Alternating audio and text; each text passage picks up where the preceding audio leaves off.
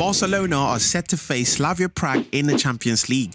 With 2 losses and a draw this season, they currently sit in 15th position and are in desperate need of a win to secure a top 8 finish in the group stages. So in today's video, I'm going to be breaking down all of the tactics, the figures and hidden details leading up to the clash between these 2 European clubs.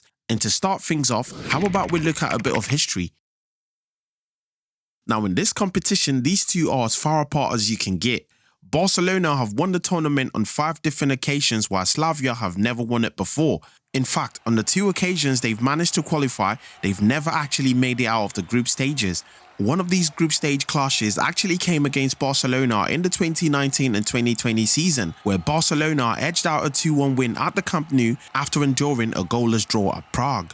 So not too much to go by in terms of club history, and so to get a clearer idea of what to expect, let's look at some more recent events. Now this season, both teams are actually top of their respective leagues. Slavia are 7 points clear of second place Sparta Prague with 45 points from 19 games. They're actually unbeaten in their league with 13 wins, 6 draws, 41 goals scored and conceding just 16. So very impressive numbers as far as the first Czech league is concerned. Barcelona, on the other hand, sit first in La Liga after 19 games. They've managed 49 points from 16 games, scoring 53 goals and conceding 20. So actually more impressive stats than Slavia Prague despite playing in a much tougher league. Now the Champions League is where it gets even more interesting. Slavia currently sit in 33rd position, 17 places behind Barcelona in 15th. They haven't won a single game in this season's Champions League, losing 3 and managing just 3 draws. They've also conceded 11 goals, scoring just 2 in all 6 games. In fact, those 2 goals actually came in the opening fixture against Glimt. Since then, they haven't managed a single goal in the 5 games that followed, conceding 9 in the process. And so you'd expect a team like Barcelona, given their attacking prowess, to relish playing against them. Because Barcelona themselves, in 15th position, have managed 14 goals in 6 games. That's above 2 goals per game. They've conceded 11 in the process, however, so they do give up chances at the back. Now, against a low-scoring Slavia Prague, I don't see how this should be too much of an issue. Barcelona look like easy favourites and Slavia Prague supposedly have nothing to play for. However, there is one small caveat. If you look at the cut-off position, Slavia Prague are only 3 points away from 24th place Copenhagen, which means if they win their last 2 games, they still have a chance of qualifying. So for a small club that could benefit from ticket sales, going further in the competition seems like a very promising prospect. And this is why this game at Prague may not be as easy for Barcelona as people might imagine. Of course, the one thing that Hansi Flick side have got going for them right now is form and confidence, following their recent success in the Spanish Cup against Real Madrid. So having said all of this, how should we play on the night?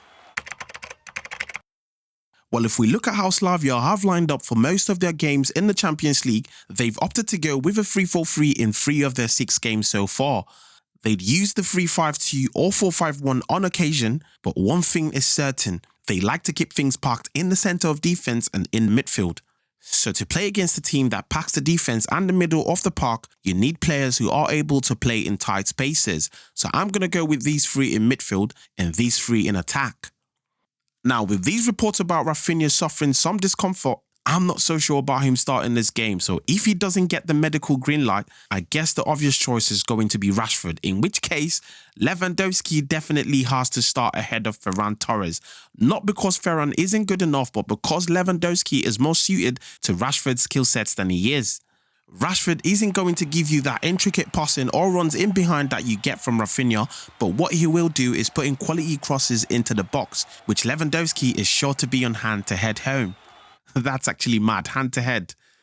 Okay, in defense, however, I must admit we have improved quite a bit and have become more cautious about how we apply the high line and the offside trap. We've also been strengthened by the return of Joan Garcia, who on occasion has single-handedly carried this team defensively.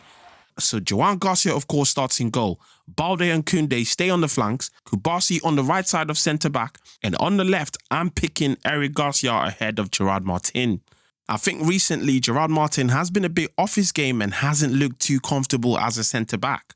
Certainly not as comfortable as Eric on the ball, so against a team that will be looking to hit us on the counter, we don't have much defensive cover from the midfield, so we need a more informed player in defence. We can't take any chances because we need this win.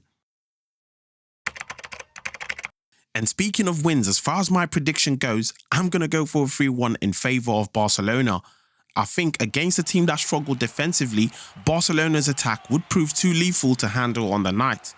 However, I did mention we have the tendency to letting goals at the back. We haven't kept a single clean sheet in the Champions League this season, and it's all down to Hansi Flick's high defensive line, which I'm sure he won't mind as long as we score more goals than we concede. Okay guys, I'm just going to leave it here because I'm trying to be a bit more concise with some of these uploads to help me get them out in time.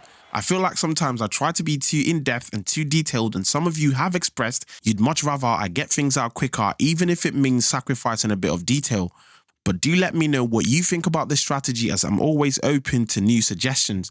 Also, let me know what you thought about my analysis and what your predictions are. I'll be back here after the game for what I hope will be an enjoyable tactical breakdown. Until then, see you soon, and Visca el Barça.